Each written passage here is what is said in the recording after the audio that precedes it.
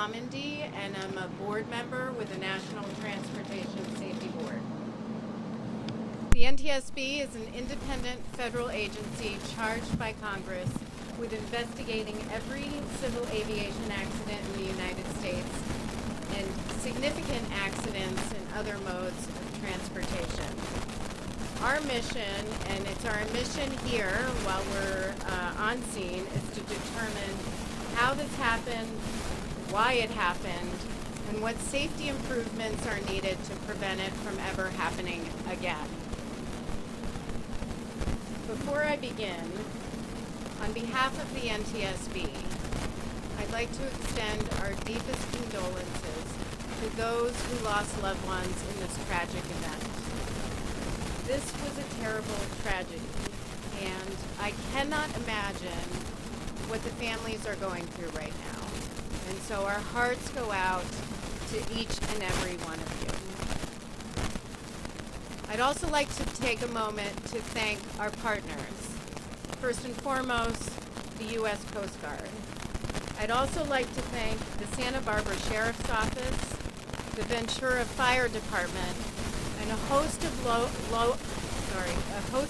enforcement and local officials that have helped with the rescue and recovery operations. What I want to focus on today is the role of the NTSB, our team that is here, and talk a bit about the process. First, the NTSB is leading the safety investigation. We have a memorandum of understanding with the U.S. Coast Guard that lays out responsibilities and who is doing what. We have determined this is a major marine casualty, and the NTSB will be leading the investigation. However, the Coast Guard is a party to the investigation, and the Coast Guard has enforcement authority over these vessel operations, so they will be conducting their own safety investigation and enforcement investigation, and the two entities will be coordinating along the way. As far as our team, our investigator in charge is Adam Tucker. Adam has been working in the Office of Marine Safety at the National Transportation Safety Board for some time. In addition, he has significant experience in passenger vessel operations. Adam will be leading a team of 16. We have experts from operations, engineering, survival factors, and fire analysis. And I just want to add that this is not the first fire that we have investigated on board a small passenger vessel.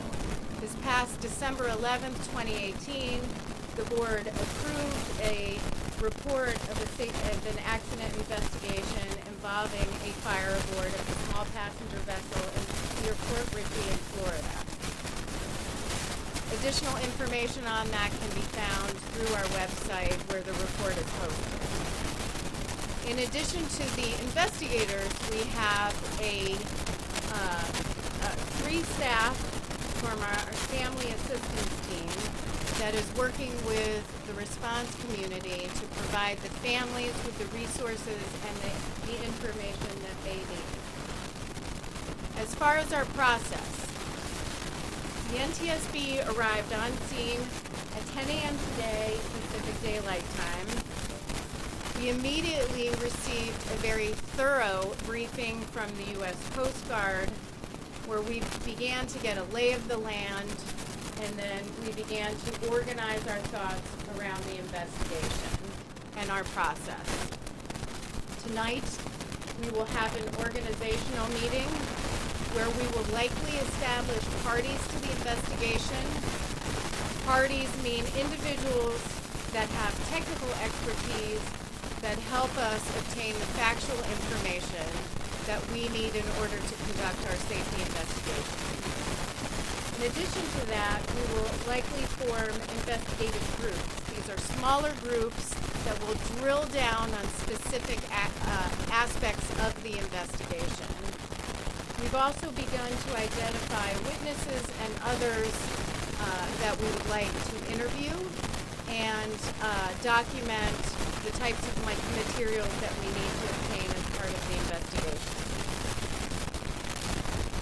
We expect to be on scene about 7 to 10 days. During that time, our investigators will be collecting the perishable evidence. We will not be determining the cause of the fire while on scene. That comes later in the investigative process. Nor will we speculate on the cause. However, we will provide factual information as it becomes available. So I'd like to direct everyone to monitor our Twitter feed at NTSB_newsroom, where we will be posting when we will have the daily press briefings. In addition to that, we are asking the public for some help. We are asking for photos, videos, or any other information that you think will help us in the safety investigation. Please email us at witness@ntsb.gov. That's witness@ntsb.gov. With that, I'm going to take a couple of questions.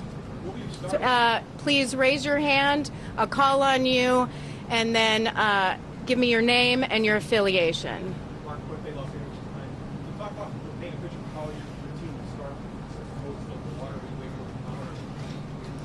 No, we won't. The question is, how will we begin? Will we wait until the boat or the vessel comes out of the water? No, our investigation has already begun. We've already begun having discussions, like I said, with our fantastic partners, the U.S. Coast Guard and others. We've begun to obtain factual information and documents. We've reached out to develop a list of people that we would like to interview. And as I said, the investigation actually began before we even arrived on scene. It's just we try not to arrive while rescue and recovery is ongoing. Yes. Yes. I want to ask you a two-part question. First of all, and I know you're limited in what you can say. I'll go through that. I'd like you to say more than you can. But can you tell us generally what key questions you want to see answered in this investigation? And number two, can you tell us, give us an idea of who you want to interview? The question is, what key questions are we going to want to ask, and what types of people are we going to want to interview? I'll take the second one first. We're going to want to interview the surviving crew members. We're going to want to interview the companies that were involved. We'll want to interview, for example, the first responders, certainly the Coast Guard and others. As far as the key questions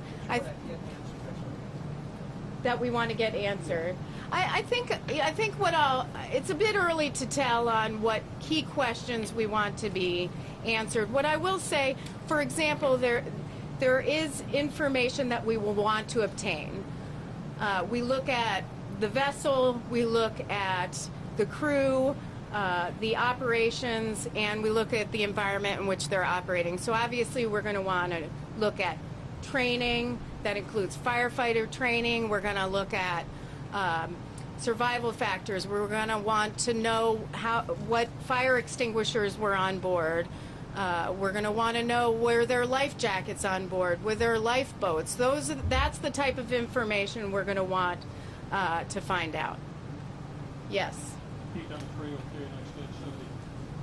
the intel dump you've gotten so far, have you talked with any of the dive teams, or do people talk to the dive teams, those who've seen what's on the boat, get a physical layout of what happened to it, any photographs they may have taken? Has any of that material come to your people so far?